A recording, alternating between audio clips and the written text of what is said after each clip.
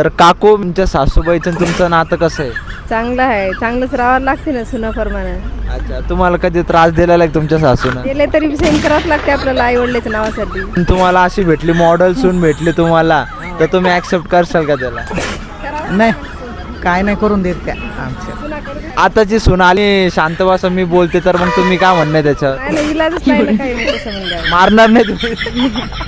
इकडचे मला नाही ना? कोणाची हिंमत नाही. अरे, कलियुग चालू आहे का? मग येणार आहे का कोण मार खात का मार त्या सासाला मारते येडे बाबा, तुला आल्यावर कळन. 5 लग्न बाकी का? मग पण लग्न माझी- बाकी, मग लग्न झाल्यावर तुला कळन का मग कशी मॉडेल येतील, मग कसं आपल्या आई बापाला त्रास होतो आणि तुला कसा त्रास होतो मग ते कळन. पण माझी मम्मी चांगली, एक माझी म्हणजे स्वतःचीच मुलगी होणं असं समज. अरे आम्ही पण तसंच म्हणत होतो.